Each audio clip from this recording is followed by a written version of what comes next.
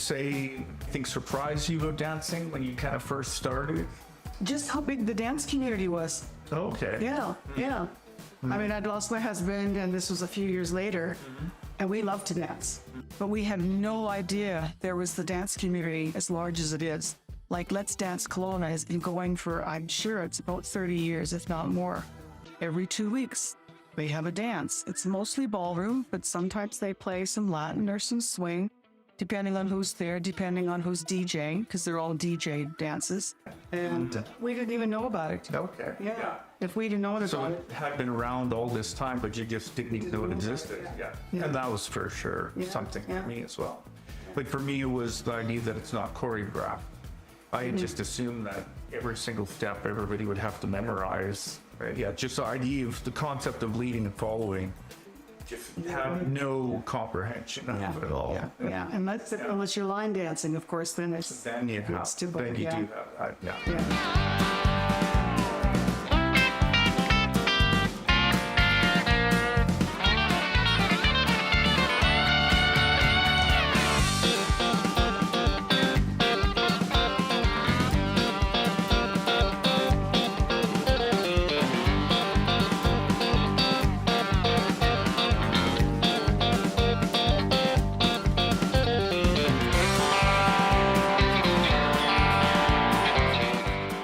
Being a teacher over the years now, I've had an opportunity to see individuals come in a particular light and then see them after 6 months of learning to dance and after a year. And you just see that development through them, the confidence come out. They're more talkative now. They have a group of new social friends that they can hang out with outside of dancing. It really opens up circles, especially for people who come by themselves. We have had on 3 different occasions, people who have come separately and actually met through dancing and eventually got married. So that's really cool. Obviously, there's a lot of satisfaction from our perspective on that we had a little bit of hand in introducing them to each other and creating an atmosphere where they felt, that they could relax around each other. And so that's kind of cool too. But again, one of the biggest things about a teacher's side of it, where the enjoyment comes from, is seeing that progression from people who are not so confident and then really confident, and then you know that you had a little hand in that. I know a girl sweet as can be. She likes to rock and roll with me. She shakes to the left, shakes to the right. She tells me that we're alright. She says, hey, baby, let the good times roll. What was your kind of initial impressions when you first started? I thought it was gonna be a really easy thing for me because I've always been dancing. I've always been I've always loved motion and creation and art, and it was a challenging surprise when I first started taking dance lessons because I thought, oh, this is great because I'm good at this. I can do it. And then when I started taking dance lessons, I found out it's not that easy, that it takes dedication and effort and work and practice and focus to really learn the art. So, Did anything surprise you about it, kind of going into those first lessons? yeah, that was a big surprise. Like I said, I mean, I have to be in close proximity with another human being, creating something beautiful, looking good while doing it. I felt goofy at first. But it didn't take very long that I absolutely was completely dedicated and loved every moment of it. Yeah. You sure you can handle? We be faster than Django. Can't stop, won't stop. I can't stop, won't stop. I can't stop, won't stop. Can't stop. Can't stop, won't stop. Can't stop, won't stop. Can't stop, won't stop. Can't stop.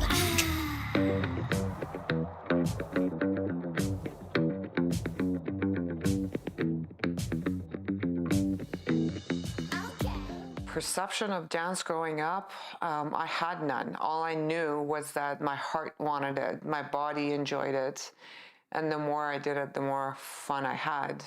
In terms of different kinds of dance, way later, in my late 20s, early 30s, I found out that there's different genres and different ways of expressing myself, and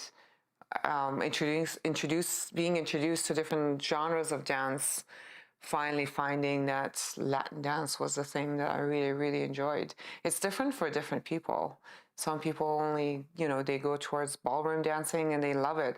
I experienced everything. I started with, like I said, country, two-step, went into West Coast swing for a little while, East Coast swing for a little while. I taught East Coast swing for a little while. I was introduced to salsa, bachata, very briefly to kizomba, ballroom dancing. I competed for a little while, learning from Warren again in ballroom dancing. And, over the years, you kind of just develop your own taste. Yeah, some people stayed with ballroom and some people stayed with country. Some people are still doing West Coast swing and loving it. And yeah, you just kind of develop your own taste along the way.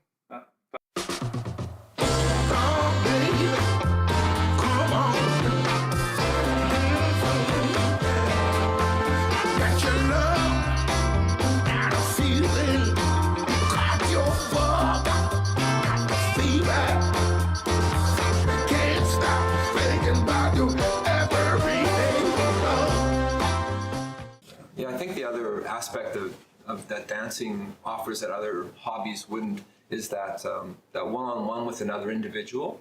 If you're leading, you're really responsible for what happens and sort of taking care of them in a way. If you're following, that takes a lot of confidence as well, because you're essentially allowing someone else dictate what's going to happen. And so both partners have a lot on the line at the beginning, and after a while it starts to mesh and it starts to work. You have a better respect for the other person than probably you did before. And then with a lot of different people, you find that the connections just get better.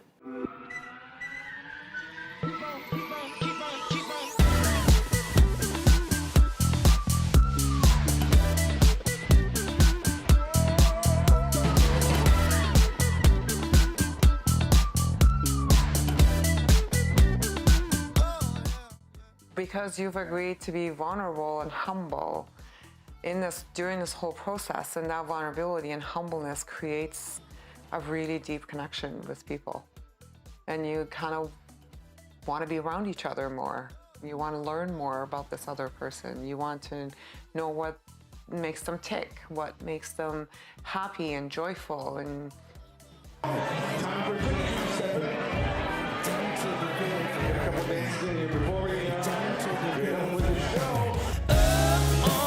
Bury me, carry me up, far beneath, fire and water me, going down deep, saying, bury me, carry me up, far beneath, fire and water me, watching me clean, kerosene creek.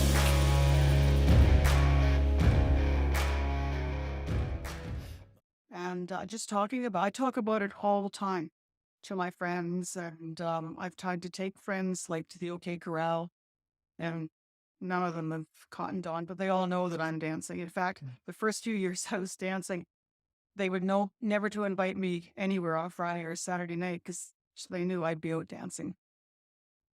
I have always loved to dance, and I've always been in love with creation, music, flow, but I was not presented with that opportunity growing up in Iran during the time that I was growing up in Iran. So as soon as I was presented with that opportunity, I was looking for it, but then, I bumped into it. As soon as I had the opportunity, I jumped on that train.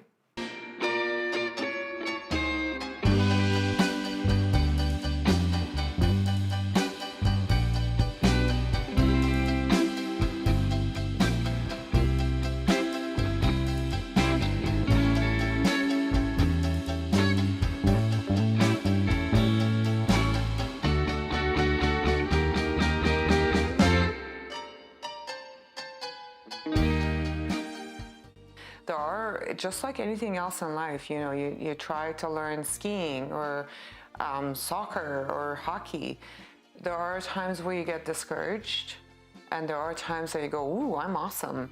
There are times you go, I don't know if I'm ever going to learn this, and other times where you go, whoa, I really love this, and I'm going to put everything into it, and I'm going to learn everything about it. Stick around. Stick around. There's lots to learn. There are tough times. Talk to your peers, talk to your instructors, talk to your people, the people in the dance community, and just, yeah, keep coming back. Can't stop, won't stop. Can't stop. All right, find another person. Hurry up. Find another person. Hurry up. Do it. Don't take too much. That's it. Go get somebody. If you don't have nobody, go put your hand up. You got it. You got everybody. Here we go now. But the history of ballroom dancing essentially is primarily from the English and Great Britain and some of these countries, Vienna, Austria, where the Viennese waltz comes from. The way I see it is the English were world travelers. Of course, they had lots of colonies all over the world. So they would go to these different countries like Argentina, and they would see tango. They would go to Brazil, and they would see samba. And they would like it. They would bring it back to England or to Great Britain, standardize it, make it more acceptable for the British public, because I think a lot of times it was a little too fantastic for them, so they would make it a little bit more proper and prim. And this is how we get what we call the international style. So there's a long-standing feud a little bit between Argentinian tango and international tango, and now there's an American-style tango. So they all have very similar music. The music is roughly the same, but how we interpret it is a little bit different. So Argentinian tango is very soulful, very passionate, very close. American style is kind of one step away from that. They get a little bit more staccato, a little bit more structured. And then international is very sharp, very quick, very dramatic. So if you see them side by side, it's hard to tell that they're even the same dance. But and a lot of dances go through that same situation. Salsa as well. Many different countries, different styles of salsa. But I think that's what makes it amazing and super fun. You can go anywhere and you can still see variations on the theme, and I think that's what keeps it interesting.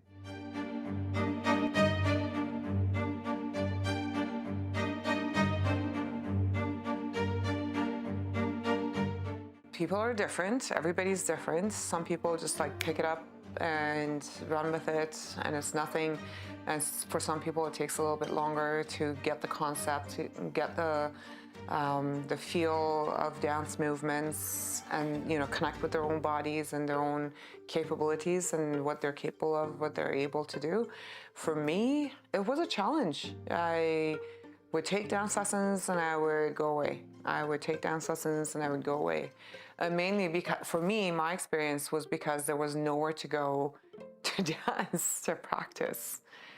We had very few places to go, and they didn't happen very often. Now we have a lot more places for people to go and dance and practice what they've learned. So personally, it took me a while to get into the groove of things, but that's because of lack of resources at the time.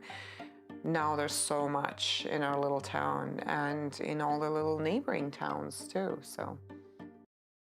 Hit it! That's what I'm talking about. Wait! Okay, now, from the beginning. For sure. Yeah, growing up in Iran. Hit it, boys.